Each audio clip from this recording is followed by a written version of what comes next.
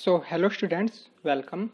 This is lecture number 3 for the extraction of crude metal from concentrated ore. So, we are discussing in previous lecture about the what? That is concentration of ore by the help of hydraulic washing, electromagnetic separation, froth flotation and the leaching process. So we discussed all the following process for the concentration of ore. In today's lecture we will discuss about the extraction of crude metal from concentrated ore. तो जो हमारे पास ओर जो था वो concentrate हो चुका है, तो उस कंसंट्रेटेड ओर में से क्रूड मेटल को कैसे एक्सट्रैक्ट करना है उस प्रोसेस के बारे में जानेंगे. ठीक है, तो जो एक्सट्रैक्शन है, जो हमारे फ्री स्टेट में कंसंट्रेटेड ओर है उसमें से मेटल को एक्सट्रैक्ट करेंगे, जो उस प्रोसेस को हम बोलेंगे एक्सट्रैक्शन. ठीक है, एक्सट्रैक्शन क्या होगा? एक प्रोसेस होगी जहां से हम क्या करेंगे, कंसंट्रेटेड ओर में से मेटल को ऑब्टेन करेंगे, क्रूड मेटल को. ठीक है, सो जो एक्सट्रैक्शन होगा वो जनरली 2 स्टेप इन्वॉल्व करेगा. ठीक है, एक्सट्रैक्शन जो होगा 2 टाइप के स्टेप इन्वॉल्व करेगा, 2 स्टेप. एक तो क्या होगा, conversion of ore into metal oxide. क्या होगा? Conversion of ore into metal oxide. जो ओर होगा उसको हम मेटल ऑक्साइड में कन्वर्ट करेंगे और उसके बाद जो मेटल ऑक्साइड है उसको हम रिड्यूस करके मेटल को फ्री स्टेट में कन्वर्ट करेंगे. ठीक है, तो जो conversion of ore into metal oxide है उसको हम कहेंगे डी इलेक्ट्रोनेशन ऑफ ओर, और जो reduction of metal oxide to free state है उसको हम बोलेंगे इलेक्ट्रोनेशन ऑफ ओर. अब ये 2 स्टेप ही क्यों इंक्लूड है कि conversion of ore into metal oxide, ठीक है, और उसके बाद reduction of metal oxide to free state. So actually इसमें होता ये है, सबसे पहले हमें रिएक्टिविटी सीरीज पे जाना होगा. ठीक है, जो हमारी केमिकल रिएक्टिविटी सीरीज होती थी उसमें क्या क्या एलिमेंट्स थे. रिएक्टिविटी सीरीज को दोबारा रिकॉल करते हैं. क्या थी रिएक्टिविटी सीरीज? इसके लिए हमने निमोनिक याद किया था, that is please stop calling me a cute zebra, instead learn how copper saves gold and platinum. ठीक है, सो ये बेसिकली हमारी रिएक्टिविटी सीरीज होती है. यहाँ पे P for potassium that is K, S for sodium that is Na, Ca calcium, M magnesium, A for aluminium, C for carbon, Z for zinc, okay, Iron iron that is Fe, lead is Pb, H hydrogen that is copper, silver AuPt. ठीक है, यहाँ पे एक हमारा Hg और आएगा that is mercury. तो ये कंप्लीट रिएक्टिविटी सीरीज होती थी. अब इस रिएक्टिविटी सीरीज में बेसिकली होता क्या था, जो हमारे ये मोस्ट रिएक्टिव एलिमेंट हैं, ठीक है, ये हमारे क्या होते थे, फ्री स्टेट में. हमने फर्स्ट लेक्चर में पढ़ा था. ठीक है, ये जनरली क्या होते थे, जो हमारे लीस्ट रिएक्टिव मेटल थे. ठीक है, जो लीस्ट रिएक्टिव मेटल थे वो क्या होते थे, फ्री स्टेट में. क्लियर? और जो मोस्ट रिएक्टिव मेटल थे इट मींस वो क्या होंगे, रिएक्टिव हैं. सो वो बेसिकली क्या करेंगे, फ्री स्टेट में तो रह नहीं सकते, कंबाइन करेंगे. कंबाइन करके मोस्टली वो बनाते थे हैलाइड कॉम्प्लेक्स, हैलाइड कंपाउंड बनाते थे. और जो ये मॉडरेट रिएक्टिविटी वाले हमारे कंपाउंड्स होंगे ये जनरली क्या बनाएंगे यहां से, that is oxide, sulphide, carbonates etcetera, इस टाइप के कंपाउंड बनाएंगे. ठीक है, यहां तक आपको पता लग गया कि ये जनरली क्या होंगे, हमारे फ्री स्टेट में ये यहाँ पे कंपाउंड्स बना रहे होंगे ऑक्साइड के, सल्फाइड्स के, कार्बोनेट्स के, और ये जो मोस्ट रिएक्टिव मेटल होते थे हमारे टॉप रिएक्टिव, तो ये जनरली यहाँ से हैलाइड कंपाउंड बना रहे होंगे। सो हमारे तीन टाइप की रिएक्टिविटी, तीन टाइप के यहाँ पे हमारे पास रिएक्टिविटी ऑर्डर के बेसिस पे एलिमेंट्स आ चुके हैं, जो हमारे मोस्ट रिएक्टिव है, जो लीस्ट रिएक्टिव है, और जिनकी रिएक्टिविटी क्या है, मॉडरेट है। तो तीनों प्रोसेस में हम डिफरेंट तरीके से क्या करेंगे, क्रूड मेटल को एक्सट्रैक्ट करेंगे। सबसे पहले हम बात कर लेते हैं फ्री स्टेट की। फ्री स्टेट में होंगे या फिर कभी कभी कुछ कंपाउंड्स होंगे क्या, सल्फाइड के साथ, ठीक है, फ्री स्टेट होंगे या फिर कुछ कंपाउंड जो होंगे सल्फाइड की फॉर्म में होंगे। तो इसमें क्या करेंगे, ओनली हमें क्या करना है, हीट, ओनली हीट कर दो। अब ये नेटिव स्टेट में, फ्री स्टेट में है, सो ओनली हीट कर दो इसको। हीट करने से ही किस में कन्वर्ट हो जाएंगे, हमारे क्रूड मेटल में, ठीक है। तो ये जनरली जो लो रिएक्टिविटी वाले मेटल हैं, ठीक है, तो इनको क्या करेंगे, हम ओनली हीट करेंगे, ओनली हीट कर दोगे और ये कन्वर्ट हो जाएगा क्रूड मेटल में, ठीक है। अगर सपोज सल्फाइड है, जैसे कि मैं सपोज करता हूं कि क्या है, HgS, ठीक है। सो इसको क्या करेंगे, HgS है, ठीक है, इसको हम यहां से ऑक्सीजन पास करेंगे, क्लियर। तो ये कन्वर्ट होगा HgO plus SO2, HgO plus SO2। अब यहां पे ये जो HgO है, इसको दोबारा पास किया है सल्फाइड के साथ, तो यहां से ये कन्वर्ट हो गया किसमें, that is Hg plus SO2। तो यहां से ये क्या हो गया, प्योरिफाइड क्रूड मेटल में कन्वर्ट हो चुका है। तो ये बेसिकली कंप्लीट प्रोसेस होगी किसके लिए, जो हमारे लीस्ट रिएक्टिव मेटल है, ठीक है। लीस्ट रिएक्टिव मेटल में हम क्या करेंगे, फ्री स्टेट में होगा, ओनली हीटिंग करनी है, ठीक है। अब बात कर लेते हैं, अगर हमारे पास क्या हो, ये मोस्ट रिएक्टिव मेटल्स जिनकी रिएक्टिविटी हाई है, तो उस केस में जो हैलाइड्स होंगे उनको हमें क्या करना है, हाई रिएक्टिविटी है, तो इजीली, इतना इजीली क्या होंगे वहां पे, क्रूड मेटल में कन्वर्ट कर नहीं सकते। तो उसके लिए हमें यहाँ पे यूज करना पड़ेगा, वो है इलेक्ट्रोलाइटिक रिडक्शन, इलेक्ट्रोलाइटिक रिडक्शन। जैसे हम वहां पे NaCl मोल्टन लेते थे, NaCl को क्या करते थे, इलेक्ट्रोलाइसिस कराएंगे और ये कन्वर्ट हो जाएगा Na+Cl2, ठीक है, बैलेंस आउट कर देंगे। तो इस तरह से हमें यहाँ से क्रूड मेटल एक्सट्रैक्ट हो जाएगा। तो हमने लीस्ट रिएक्टिव के लिए, जिनकी रिएक्टिविटी लो है और जिनकी रिएक्टिविटी हाई है, इस टाइप के मेटल्स के लिए देख लिया कि हम कैसे क्रूड मेटल को ऑब्टेन करेंगे कंसंट्रेटेड ओर से, ठीक है। अब बात आती है मॉडरेट रिएक्टिविटी वालों की। तो मॉडरेट रिएक्टिविटी वाले में क्या होगा, इनके कंपाउंड्स जनरली क्या होंगे, ऑक्साइड के, सल्फाइड के, कार्बोनेट्स के। तो इसमें बेसिकली क्या करना है हमें, जो ऑक्साइड होगा, ठीक है, ऑक्साइड है, उसको हम रिड्यूसिंग एजेंट की हेल्प से इसको हम किसमें, क्रूड मेटल में कन्वर्ट करेंगे, ठीक है। ऑक्साइड है, उसको रिड्यूसिंग एजेंट यूज करेंगे और फिर इसको क्रूड मेटल में कन्वर्ट करेंगे, क्लियर।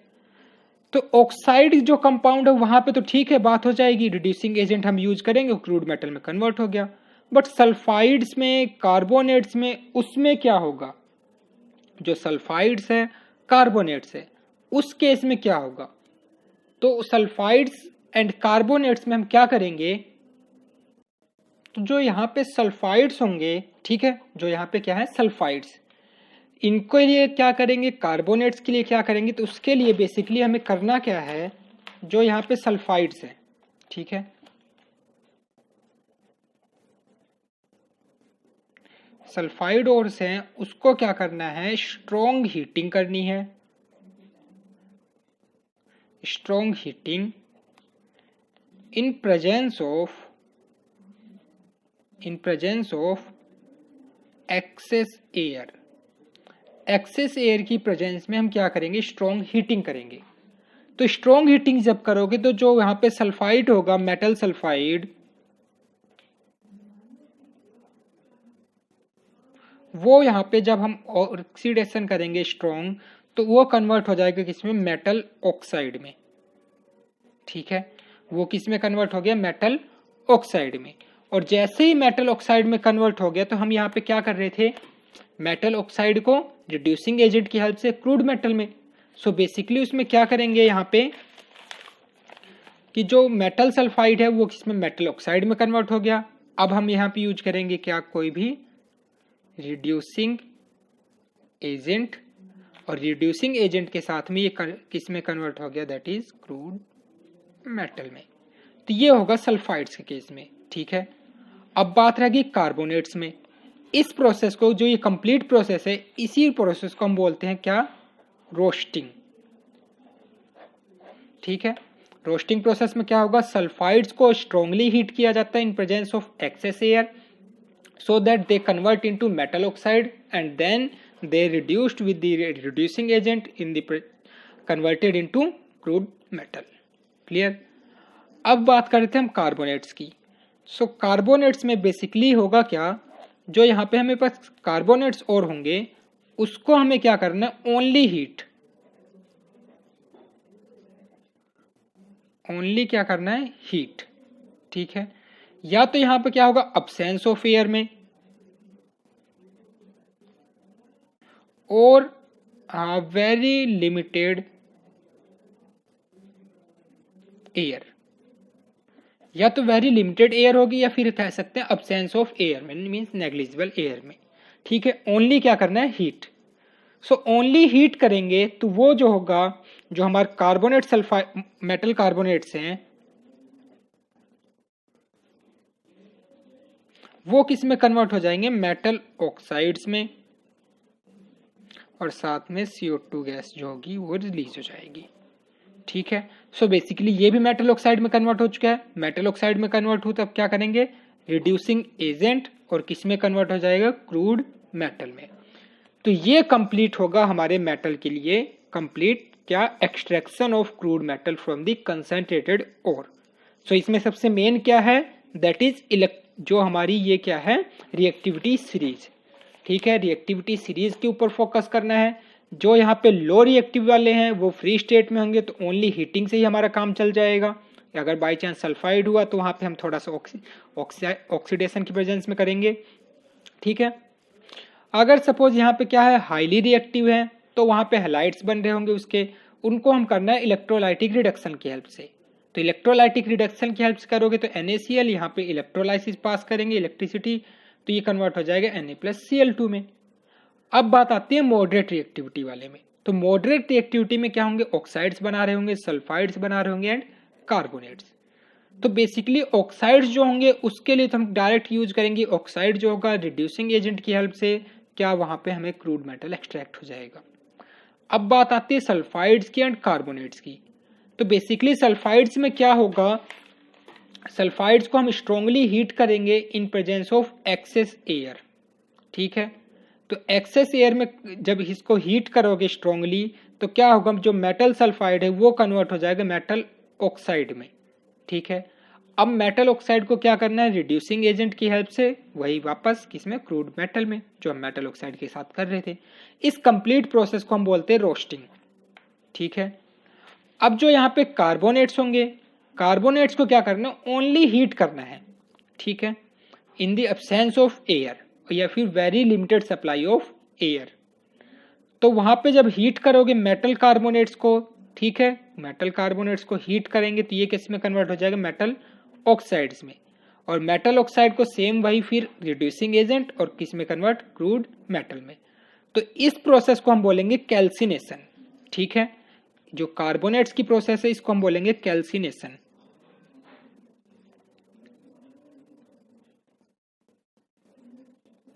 ये प्रोसेस होगी कैल्सिनेशन, और सल्फाइड्स के लिए जो यूज हो रही थी इसको हम बोलेंगे रोस्टिंग, ठीक है।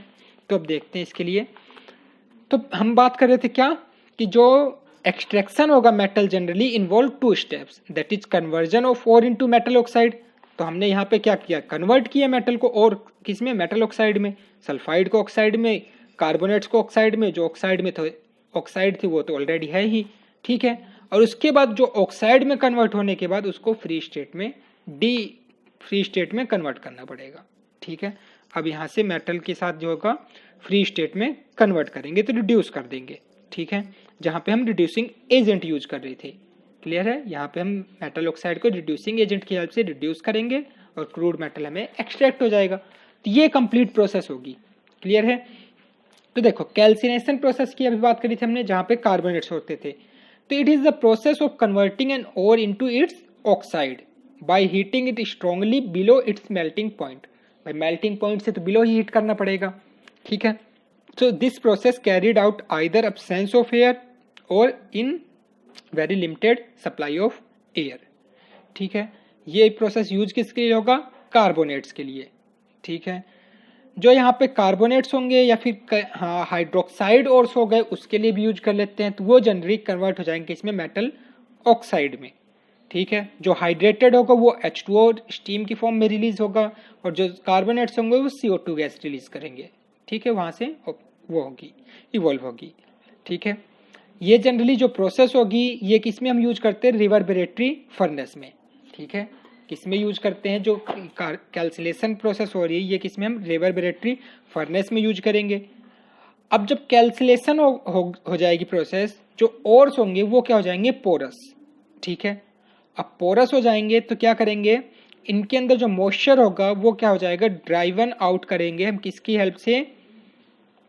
जो मॉइस्चर होगा वो क्या हो जाएगा? ड्राइवन आउट हो जाएगा एंड जो वोलेटाइल इम्प्योरिटीज है वो भी क्या हो जाएंगी? रिमूव, कैल्सिलेशन की वजह से, ठीक है। सो बेसिकली इसमें क्या होगा? लाइक कैल्शियम कार्बोनेट है, इसको हमने हीट किया, किस में कन्वर्ट हो? ऑक्साइड में, CO2 गैस यहाँ से इवॉल्व हो गई, ठीक है, ये इम्प्योरिटीज की फॉर्म में। ऐसे ही मेलस हीट है, ये कन्वर्ट हुआ कॉपर ऑक्साइड में, साथ में H2 एंड CO2 की यहाँ से इम्प्योरिटीज जो रिमूव हो गई। जैसे कैलामीन है, ZnCO3, ये किस में हुआ? Zn ऑक्साइड में, अपने ऑक्साइड में कन्वर्ट हुआ, ठीक है, और यहाँ से कन्वर्ट हुआ CO2 से साथ में रिलीज हुए। तो ये प्रोसेस होती है किसकी? कैल्सिलेशन की। क्लियर है? नेक्स्ट है रोस्टिंग। रोस्टिंग की अभी हमने बात करी थी, इसमें क्या होगा? हमें स्ट्रांगली हीट करना है in the excess air, in the presence of excess air. किसके लिए यूज होगा? Generally use for sulphide ores, ठीक है। तो रोस्टिंग प्रोसेस के टाइम क्या होगा? जो मॉइस्चर होता है वो रिमूव हो जाता है और जो ऑर्गेनिक मैटर होगा वो भी डिस्ट्रॉय हो जाता है इसके अंदर। क्लियर है? तो ये रोस्टिंग प्रोसेस होगी। जैसे कोई रिएक्शन देखे तो जैसे ZnS, ठीक है, जिंक सल्फाइड, यहाँ से तो हम ऑक्सीजन की प्रेजेंस में, दैट इज स्ट्रॉन्ग, ठीक है, एक्सेस ऑफ एयर की प्रेजेंस में हम इसको स्ट्रांगली हीट करेंगे तो ये कन्वर्ट हो गया कि इसमें अपने रेस्पेक्टिव ऑक्साइड में, और साथ में SO2 गैस जो होगी यहाँ से इवॉल्व हो जाएगी। जैसे PbS, यहाँ से इसको ही हमने वही एक्सेस ऑफ एयर में हमने यहाँ पे क्या किया? स्ट्रांगली हीट किया तो अपने रेस्पेक्टिव ऑक्साइड में कन्वर्ट हो गया। सिमिलरली यहाँ पे जो कॉपर का सल्फाइड था वही हमने एक्सेस ऑफ एयर में क्या किया? हीट किया तो किस में कन्वर्ट हो गया? कॉपर ऑक्साइड में, क्यूप्रिक ऑक्साइड में, एंड साथ में SO2 गैस रिलीज। सो ये बेसिकली होता है क्या? Roasting and calcination. ये किसके अंदर जो प्रोसेस अकर होगी? ये एक रिवर्बरेटरी फर्नेस होती है, उसके अंदर यूज होती है, ठीक है, उसमें मतलब अकर होती है। तो रिवर्बरेटरी फर्नेस क्या होती है? इसके अंदर जनरली इसको हम इसलिए यूज करते हैं कि जो हीट लॉस है वो क्या हो? मिनिमम हो, ठीक है। रिवर्बरेटरी जो फर्नेस यूज कर रहे हैं वो इसलिए यूज करते हैं कि उसके अंदर जो हीट लॉस है वो क्या हो? मिनिमम हो। बेसिकली इसके अंदर क्या होता है? 3 पार्ट होते हैं। एक तो होता है फायर प्लेस जहाँ पे हम फ्यूल इंसर्ट करेंगे, एक होता है हर्थ, ठीक है, और एक होता है इसके अंदर पार्ट चिमनी, ठीक है। इसके अंदर जो फ्यूल होता है वो डायरेक्टली कांटेक्ट में नहीं आएगा, जो हम यहाँ पे और डाल रहे हैं उसके डायरेक्टली कांटेक्ट में कभी भी नहीं आता, ठीक है। इसके अंदर जो एयर वेंट्स होंगे वो एडजस्ट किए जाते हैं according to the process. Clear है?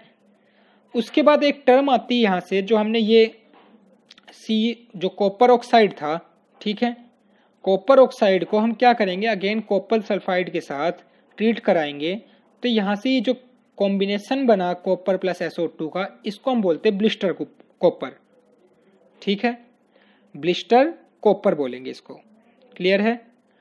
अब इसके बाद बात ये आती है, जब हमने रोस्टिंग प्रोसेस कर दी एंड कैल्सिलेशन प्रोसेस कर दी, ठीक है, अब रोस्टिंग प्रोसेस है, कैल्सिलेशन प्रोसेस हो चुकी है, उसके बाद हमारे पास ओर आ चुका है ऑक्साइड की फॉर्म में, ठीक है। अब वो जो ओर है उसके अंदर क्या है, सपोज कि इम्प्योरिटी है, कैसी, हमारी नॉन फ्यूजिबल, जो फ्यूज नहीं हो सकती, ठीक है। जो हमारे यहाँ पे आफ्टर रोस्टिंग एंड कैल्कुलेशन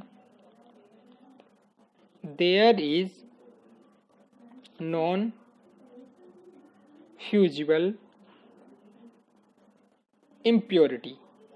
सो अब नॉन फ्यूजिबल इम्प्योरिटी के लिए हम क्या करेंगे, जो यहाँ पे after calculation and roasting process के बाद इसके अंदर जो नॉन फ्यूजिबल इम्प्योरिटी है, इसके लिए क्या करेंगे, हम इसके अंदर कुछ सब्सटेंस ऐड करेंगे। जो ये हमारे पास यहाँ पे क्या था, और था, ठीक है, इसके अंदर क्या थी, non fusible impurity.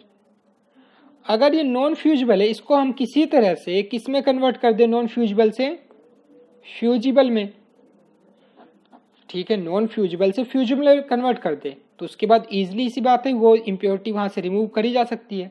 So non fusible से फ्यूजिबल में कन्वर्ट करने के लिए हम इसमें एक सब्सटेंस यूज करते हैं, इसमें ऐड करेंगे क्या, एक सब्सटेंस। उस सब्सटेंस को बोला जाता है क्या, फ्लक्स, ठीक है। जो सब्सटेंस हम ऐड कर रहे हैं नॉन फ्यूजिबल को फ्यूजिबल में कन्वर्ट करने के लिए, उस सब्सटेंस को हम बोलेंगे क्या, फ्लक्स, ठीक है। So basically flux is a substance that chemically bind with gang, that is जो हमारी नॉन फ्यूजिबल इम्प्योरिटी थी, टू फॉर्म इट फ्यूजिबल, ठीक है। अब जब ये फ्यूजिबल बन जाएगा तो इसको हम बोलते हैं स्लैग। नॉन फ्यूजिबल से फ्यूजिबल में कन्वर्ट हो गया with the help of flux, तो ये कन्वर्ट हो गया किसमें, स्लैग में, इसको हम बोलेंगे स्लैग, ठीक है।